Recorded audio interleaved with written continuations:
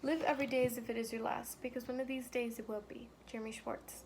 I'm not going to sit here and persuade you not to do drugs, nor will I convince you to stay in school or not to smoke, not even to stop watching TikToks until 3 in the morning on a weekday, but rather a more general subject I think many of us should think about more. And that is life.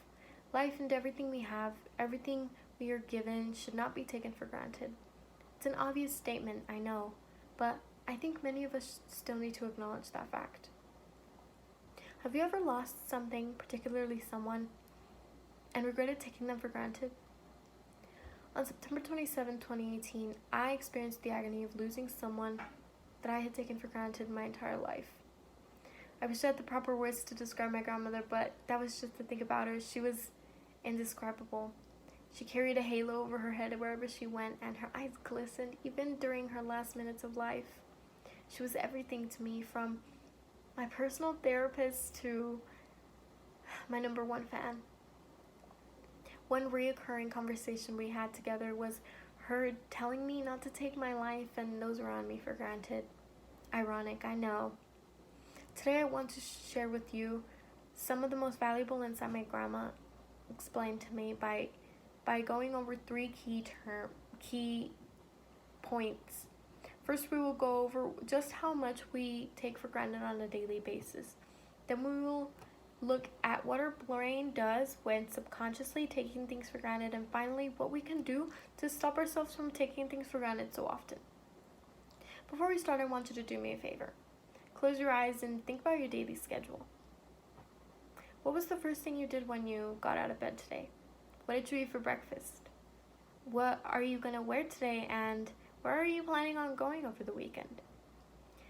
Now open your eyes and rethink just how much of this you take for granted on a daily basis.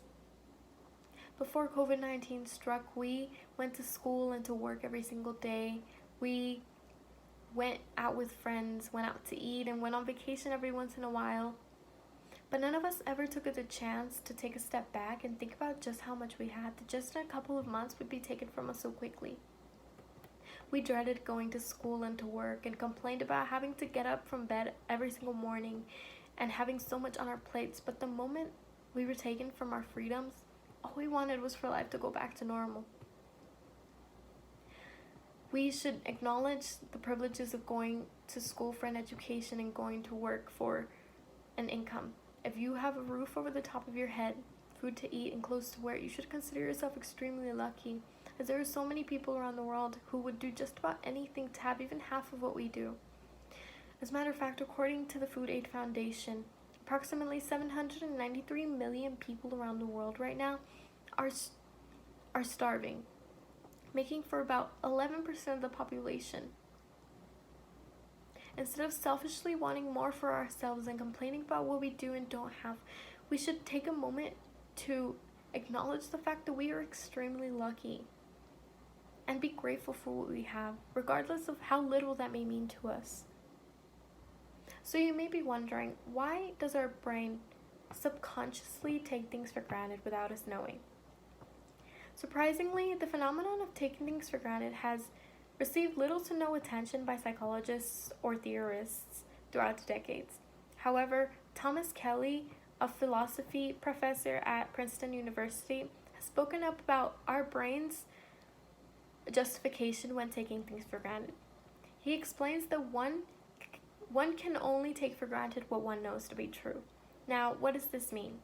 Take, for example, you are separated into a small group, and one of your colleagues speaks Spanish for the entirety of the period. While it is evident that he is taking for granted that everyone in his group knows Spanish, this is false. If you were to confront him and tell him that you in fact do not know Spanish and that do not understand what he is saying, he would respond with shock and tell you that he had no clue and most likely stop doing it. This falls into Kelly's thesis stating that one cannot take for granted what one does not know to be true. Furthermore, a study conducted by Harmon and Sherman explains that one's knowledge might rest on assumptions that are not themselves known but rather justifiably taken for granted. For example, think about where your car is right now. Is it in your garage, in your driveway, in the mechanic maybe? This depends on your assuming that your car has not just been stolen, something that you do not know to be true, but rather justifiably take for granted.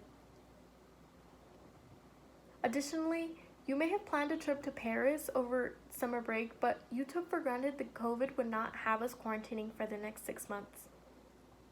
Our brains are hardwired to believe what we know is true, but many times it can result in us forgetting that there's a chance that what we know to be true may not be true at all. Now you might be thinking, how can I stop myself from taking things for granted so frequently?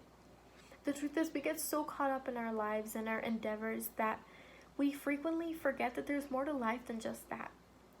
This is best described by the social experiment written by Gene Weingartner on the Washington Post, where a renowned violinist sat at a metro station in Washington, D.C. during rush hour.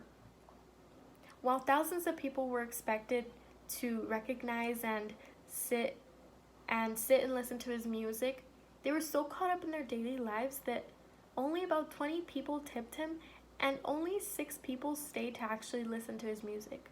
He received a measly $32 and absolutely no recognition for being one of the best musicians in the world, despite having a sold-out show whose seats averaged out for about $100 each 2 days prior. Our takeaway from this scenario is if someone cannot acknowledge one of the best musicians in the world, then what else are we missing around the world? My grandma's advice to me was to live in the moment. While yes, we should be concerned with our lives and our problems, we should all take a step back at the end of the day and truly be grateful for every single moment of our lives, both good and bad. Not only this, but we should be grateful for what we have and who we have in our lives. We should be grateful for where we are right here in time and who we have become as people.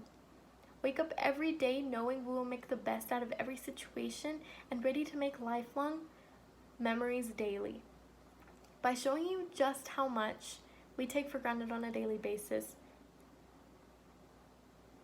what our brain does to subconsciously take things for granted, and stating some ways in which you can stop taking things for granted so frequently, I hope you can learn from my mistakes and learn to appreciate the people and the things in your life daily to the max. In hopes of continuing my grandma's legacy, I have a challenge for you. After you finish what you are currently doing right now, I challenge you to call or text someone that you think you have taken for granted frequently.